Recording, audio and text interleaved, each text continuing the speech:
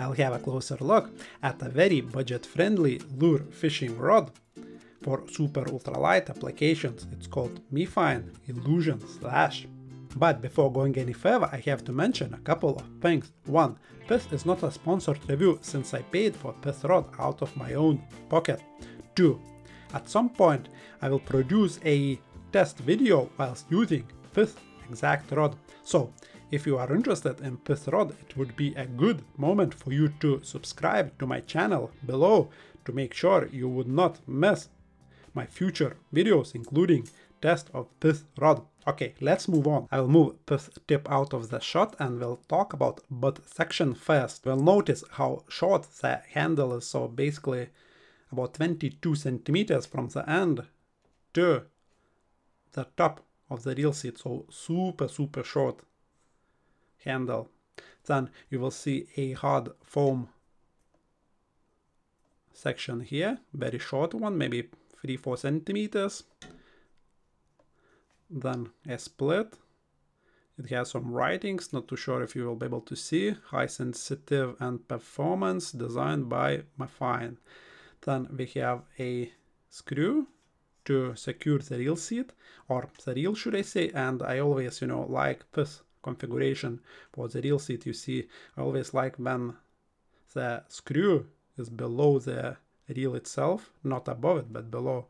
It always, makes the area that is important cleaner here. And yeah, exposed blank here as well. Then this will be made out of plastic, I believe, or a nylon, not too sure. And above this bit you will see plenty of letters or writing, some warnings as well. So in here it says Mifine, then we have XUL spin, Illusion Slash 180 from 0.2 to 0.8 grams. And quite a bit of writings in here. 30-ton carbon, 1 meter and 80 centimeters long, 2 sections, lure weights, weight of the rod itself, 55 grams. It says SHQ guides as well. And you will notice that the blank is like super like thin, probably the thinnest blank I ever seen. Actually, let's quickly measure. I'll grab my caliber here. Let's zero it, and it will be probably 5 or so. Yeah, exactly 5. Not too sure if you can pick it up on camera, but yeah, 5 millimeters diameter of the blank. So that is impressive. Okay, let's move on.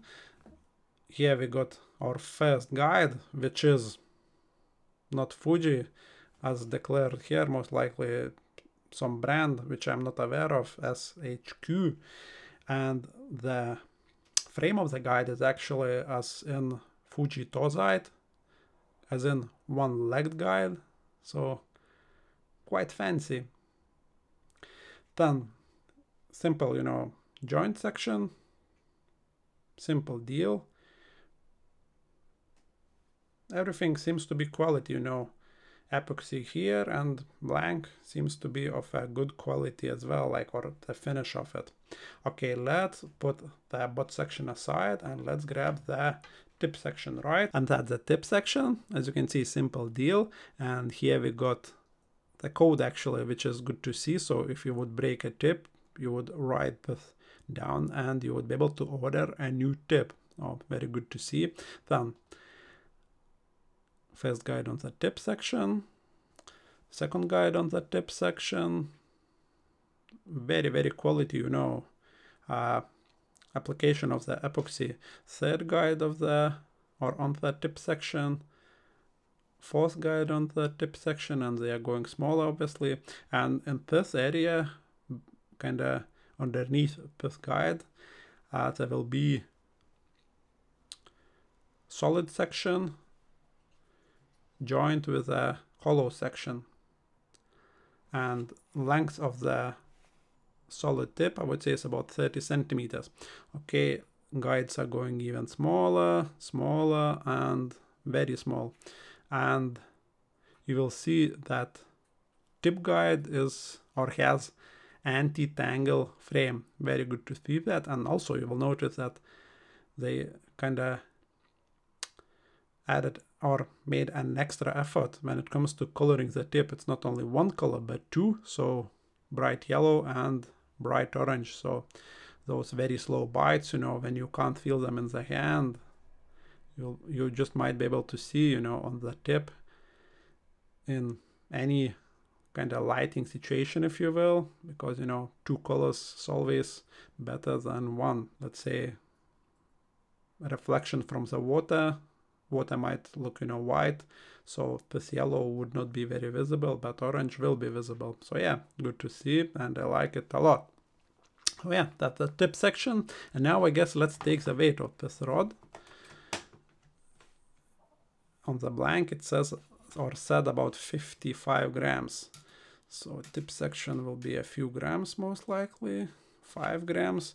And now I'll grab this butt section and we'll see how close. It's very close, 56.1 grams, so very, very close. Let me just see if I'm not touching anything here.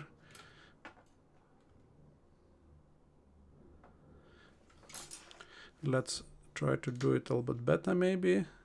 Let's go like that, so it gets a little bit of elevation.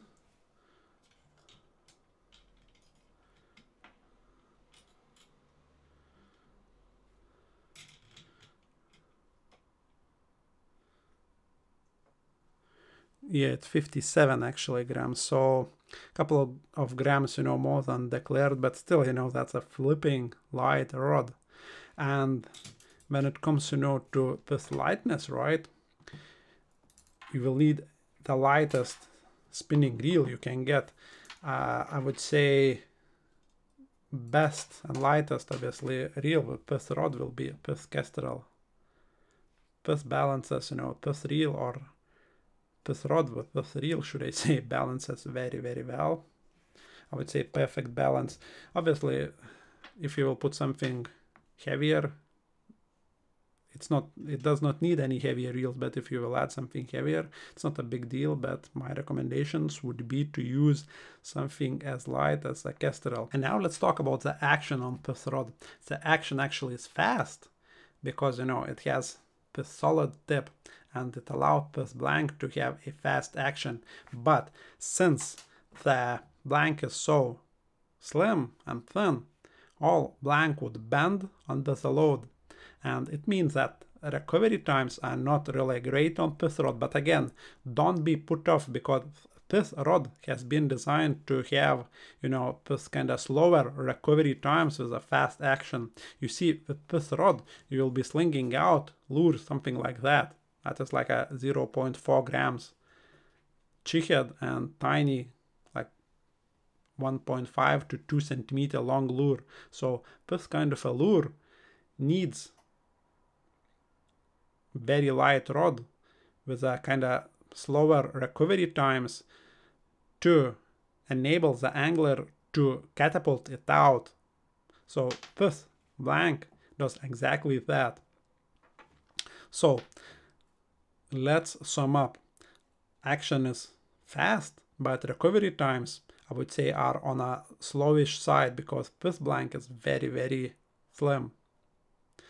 And yes, I'm to test it, but casting rating declared here, it's more or less accurate. I would say it's from 0.2 grams to maybe 1.5 grams, something like that. So you definitely can go more than 0.8 grams. Maybe you can cast even like 2 grams without, you know, risking of breaking it. But again, don't go, you know, and buy this rod if you are thinking of using it like with lures always like above 1.5 grams. Basically, there are better rods, a little bit heavier rods when it comes to casting ratings that will do this job for you better. But again, if you want to use something like that, you know, for silverfish, trout when going is very difficult, small perch, something like that, this rod will shine really. So yeah, all in all, I'm very impressed, with the finish, and in general it looks good, and I can't wait to test it out. And at this point I will say this: if you are interested in getting this rod yourself, check those links in the description below, and also read those reviews. And there are plenty of them, like thousands from what I've seen sold of this rod, and yeah, very positive reviews as well. So yeah, if you will decide to get one, don't be afraid to use those links in the description below. But that's it. Thanks for watching, and see you in the next one.